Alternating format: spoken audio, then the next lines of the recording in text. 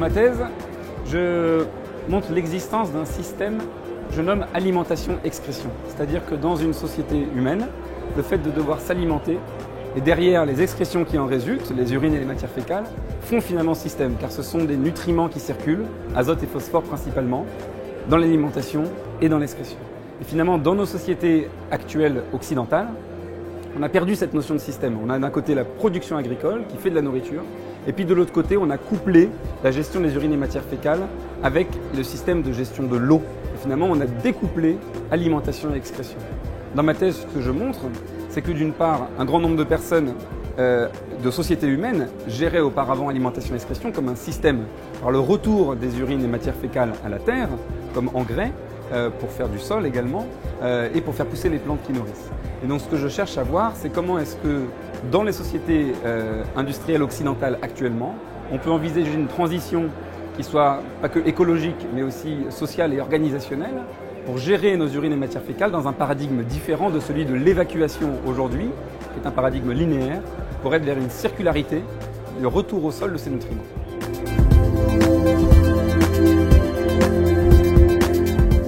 Une très grande joie, quand j'ai eu l'annonce du prix, je me souviens d'avoir été très ému, pour beaucoup de raisons différentes. D'abord parce que c'est un projet très collectif, dans lequel il y a beaucoup de chercheurs qui me soutiennent depuis le début. Et puis aussi sur un sujet qui, je pense, on peut dire, est hétérodoxe. C'est-à-dire que par rapport au fonctionnement, je pose une critique qui est relativement radicale et systémique de la façon dont on gère dans notre société ce point spécifique des urines et matières fécales, mais qui s'insère plus globalement dans les différents pans de la façon dont fonctionne cette société.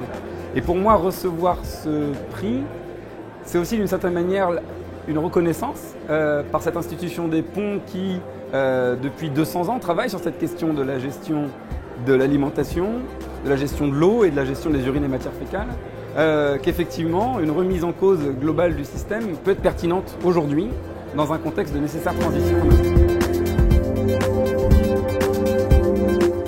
Après avoir eu ma thèse, j'ai discuté avec un membre du jury et je lui expliquais que j'étais heureux et puis étonné que finalement, dans ma thèse, je fasse référence à la fois, je dirais, aux illustres anciens, comme Belgrand, à l'origine des égouts de Paris, mais aussi au mouvement des hippies des années 70, dans lequel, par le retour à la terre, on passe aux toilettes sèches par refus de la société.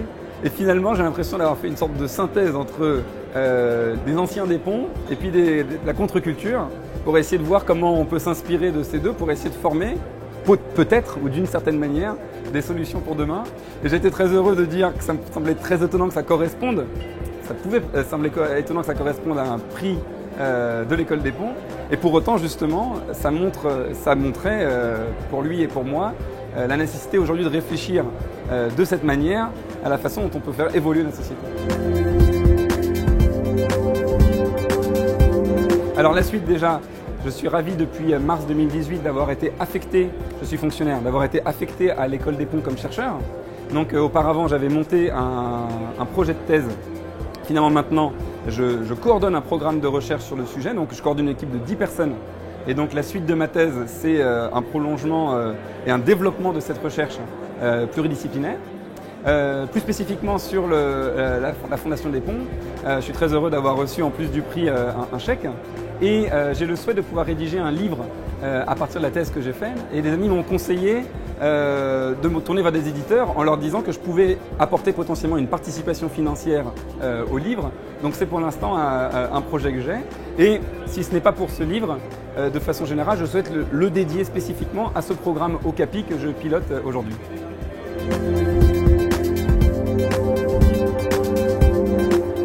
Un dernier mot, c'est merci, parce que j'ai vécu une aventure humaine extraordinaire depuis le début de l'idée de monter cette thèse jusqu'à aujourd'hui et qui se continue. Donc merci à la Fondation des Ponts et à l'École des Ponts pour m'avoir décerné ce prix, à l'École des Ponts pour m'avoir formé également il y a 2006.